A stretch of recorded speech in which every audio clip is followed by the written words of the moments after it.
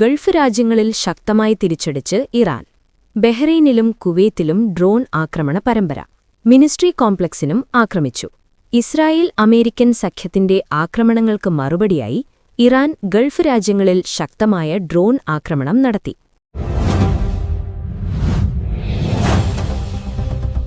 കുവൈറ്റിലെ മിനിസ്ട്രി കോംപ്ലക്സിനും ബഹ്റൈനിലെ ബാബ്കോ റിഫൈനറിക്കും നേരെ നടന്ന ആക്രമണങ്ങളിൽ കാര്യമായ നാശനഷ്ടങ്ങൾ സംഭവിച്ചു.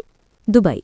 ഇസ്രായേൽ അമേരിക്കൻ സഖ്യത്തിന്റെ ആക്രമണങ്ങൾക്ക് മറുപടിയായി ഗൾഫ് രാജ്യങ്ങളിൽ ശക്തമായി തിരിച്ചടിച്ച് ഇറാൻ.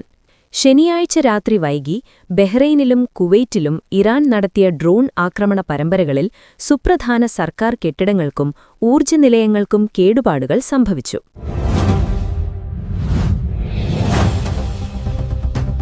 കുവൈറ്റിലെ വിവിധ മന്ത്രാലയങ്ങൾ പ്രവർത്തിക്കുന്ന മിനിസ്ട്രി കോംപ്ലക്സ് ലക്ഷ്യമായിരുന്നു പ്രധാന ആക്രമണം. ഇതിൽ കെട്ടിടത്തിന് കാര്യമായ നാശനഷ്ടങ്ങൾ സംഭവിച്ചതായും 2 പ്രധാന വൈദ്യുതി ജലവിതരണ കേന്ദ്രങ്ങളുടെ പ്രവർത്തനം തടസ്സപ്പെട്ടതായും വിവരമുണ്ട്. ബഹ്റൈനിലെ പ്രമുഖ ഇന്ധന കമ്പനിയായ ബാബ്കോയ്ക്ക് നേരെയും ഇറാൻ വീണ്ടും ആക്രമണം നടത്തി.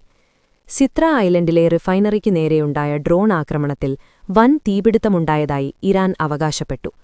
മേഖലയിലെ US സൈനിക താവളങ്ങൾക്കും സഖ്യരാജ്യങ്ങൾക്കും നേരെ തങ്ങളുടെ കൃത്യതയാർന്ന മിസൈലുകളും ഡ്രോണുകളും ഇനിയും പ്രയോഗിക്കുമെന്ന് ഇറാന്റെ റെവല്യൂഷണറി ഗാർഡ്സ് മുന്നറിയിപ്പ് നൽകി. കഴിഞ്ഞ മാസം അവസാനം ആരംഭിച്ച സംഘർഷം 35ാം ദിവസത്തിലേക്ക് കടക്കുമ്പോഴാണ് അയൽ രാജ്യങ്ങളിലേക്ക് യുദ്ധം വ്യാപിക്കുന്നത്. ആക്രമണത്തെ തുടർന്ന് ഗൾഫ് രാജ്യങ്ങളിൽ അതീവ ജാഗ്രത പ്രഖ്യാപിച്ചിരിക്കുകയാണ്. കുവൈറ്റ് അന്താരാഷ്ട്ര വിമാനത്താവളത്തിന് നേരെയുള്ള ആക്രമണശ്രമങ്ങൾ വ്യോമപ്രതിരോധ സംവിധാനം തടഞ്ഞതായി കുവൈറ്റ് പ്രതിരോധ മന്ത്രാലയം അറിയിച്ചു.